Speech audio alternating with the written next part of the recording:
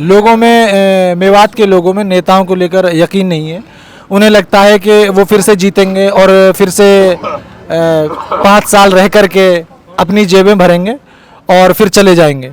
लोग चिल्लाते रहेंगे पर उनकी कोई सुनवाई नहीं होगी। मैंने पहले बहुत लोगों से बात की, उन्होंने तमाम तरह की चीज़ें मुझे बताई कि अब तो लोगों को लूटा भी जाने लगा है और बहुत ज़्यादा परेशान है। हमारे सामने हमारे पूर्व विधायक नूह से रहे नायब साहब के हबीबुर रहमान नायब साहब नाम से मशहूर हैं। तो बात करेंगे और उनसे जानेंगे कि इसकी असल वजह क्या है, क्या वजह है कि लोगों ने मेवात की लीडरशिप में भरोसा खो दिया है। देखिए, सबसे पहले तो आपका शुक्रिया। रही बात भरोसा खोने की और जो आपसे ऑफ रिकॉर्ड बात हुई है, उनके एतबार से भी आप लगभग 99% सही है। मैं बिल्कुल एग्री करता हूँ। अब से पहले जो मेवात की पॉलिटिक्स रही है वो केवल और केवल थाना तहसील के ऊपर आधारित रही है। इसमें चाहे लीडरों को कह लो, चाहे मेवात की जनता को भी कह लो, क्योंकि जनता भी केवल थाना तहसील का काम ही लेना जानती थी। डेवलपमेंट विकास की बात करते ही नहीं थे, कभी सवाल ही नहीं करते, विकास की बात करते ही नहीं थे। जब जनता ही विकास की बात नहीं करती, सवाल नहीं करती लीडरों से, तो जाहिर सी बात है जो इजी रास्ता होगा लीडर भी उसी को अपनाएंगे। 2018 में नीति आयोग की रिपोर्ट आई और मेवात को सबसे पिछड़ा घोषित किया। क्या सरकार की ये जिम्मेदारी नहीं बनती थी कि मेवात देश का सबसे पिछड़ा इलाका है और उसकी तरफ ध्यान दिया जाए और उसको देखा जाए? देखो, सरकार तो एक आदमी से सरकार नहीं बनती। सरकार डेमोक्रेसी है देश में, प्रदेश में, सब हर जगह।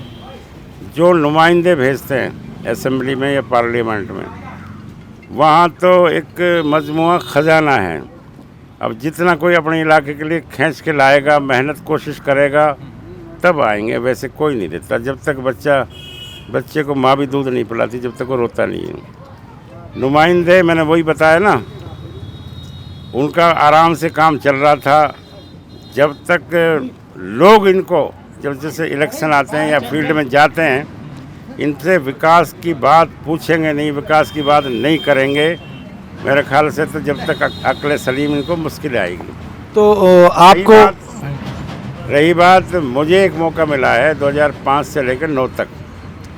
यदि मैं अपने कार्यकाल के कामों को गिनाऊँ तो एक ही अल्फाज कहता हूँ, जो कुछ आज नूह में दिख रहा है, आपको जो नूह हेडक्वार्टर में दिख रहा है, वो सारी मेरे कार्यकाल का मेरी देन है। ये मैं चूँकि तहसीलदार था, मैंने हरियाणा घूम के देखा है कि हमारा इलाका कहाँ है, दूसरे इलाके कहाँ हैं। तब मेवात के दर्द को लेकर मैं रिज़ाइन करके पॉलिटिक्स में आया था। इवन मैं VRS नहीं लेकर आया, मैं रिज़ाइन करके आया हूँ। तो मेरे कार्यकाल में जैसा भी मुझे वक्त था, मैंने काम किए। चाहे मेडिकल कॉलेज की बात हो, चाहे ITI की बात हो, चाहे सड़कों की बात हो, ना कोई पार्क वगैरह था, शहीदी पार्क बनवाया सारे। उसके लिए जो रिकॉर्ड उसके लिए तैयार किया, किस गांव में कितने शहीद हुए अपने देश की खातिर। और चाहे गांधी पार्क हो, चाहे डिस्ट्रिक्ट हेडक्वार्टर की जो बिल्डिंग्स हैं, जुडिशियल कम्प्लेक्स है, वो सारा सब मेरे टाइम का देन है। तो आपको ये लगता है कि ये जो मेवात पीछे है, इसमें नेताओं का जितना हाथ है उतना मेवात के लोगों का भी हाथ है? सुनो मेरी बात, कोई बच्चा अपने माँ बाप से किसी चीज़ की डिमांड नहीं करता तो माँ बाप भी उसको सहज नहीं देता वो चीज़ें। कोई बच्चा जब रोस जाता है, जिद करता है, बार बार कहता है, माँ बाप की औकात नहीं है उस बच्चे को वो चाहे कहीं से लाए वो चीज़ पैदा करके देगा। यही सिस्टम है।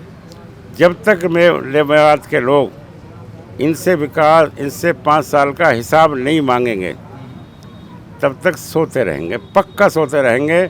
मेरा सोचना अब ये है कि अब मेवात के लोग काफ़ी हद तक जागरूक हो चुके हैं। जो लीडर मेवात में राजनीति करना चाहता है, स्थापित होना चाहता है, उसे विकास की बात करनी ही होगी। चलिए, अब मैं एक आपसे दूसरा सवाल करूंगा कि ठीक है, लोगों ने भी ज़्यादा नेताओं से सवाल नहीं पूछे, उन्होंने भी लोगों के तरफ वो नहीं गए, लेकिन फिर भी अगर हम लीडरशिप का फेलियर माने अभी भी, क्योंकि उनकी भी एक जिम्मेदारी तय होती है, जो लोग वोट देते हैं उस वोट देने की वजह ही यह है कि भाई लोग आपसे कुछ उम्मीद कर रहे हैं, तो लीडरशिप की एक बहुत बड़ी फेलियर नहीं रही आपको? देखो मैं बताऊं क्या है, अगर हम अतीत में जाएं, बहुत पीछे से जाएं, तो हमारे उस वक्त के जितने भी लीडरान हैं जो ज़्यादा बरसर इक़्तिदार रहे, वो गुजर गए दुनिया में, उनका जिक्र करना तो मैं समझता हूँ मुनासिब नहीं होगा। अब प्रेजेंट की बात कर लें, प्रेजेंट में थोड़ा बहुत उम्मीद हम कांग्रेस से ही कर सकते हैं, क्योंकि दूसरी पार्टी तो बिल्कुल एकदम 100% कम्युनल टाइप है, तो वो 10 साल से नहीं रही। जब मैं था उस वक्त भी कांग्रेस की सरकार थी, काफ़ी हद तक काम हुए उसमें। अब 10 साल से तो कोई डेवलपमेंट के काम ही नहीं हुए। आपसे एक आखिरी सवाल बस ये है कि आपको क्या लगता है कि किस तरह से मेवात इन तमाम चीज़ों से ऊपर आ सकता है?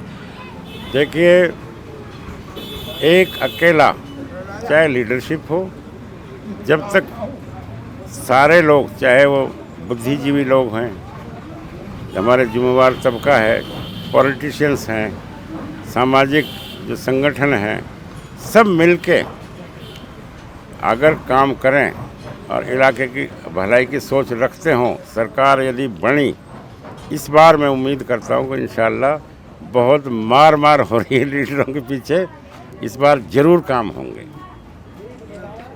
चलिए, ये थे हबीबुर रहमान साहब, जो ये वादा भी दिलाते हुए जा रहे हैं कि इस बार अगर सरकार बनी तो लीडर्स ज़रूर काम करेंगे, और उन्होंने तमाम तरह की पुरानी बातों को भी दोहराया कि किस तरह से चीज़ें शुरू हुई, किस तरह से लोगों ने कभी मांगा नहीं, और अब शायद ऐसा वक्त आ गया है कि अब लोगों ने मांगना शुरू कर दिया है।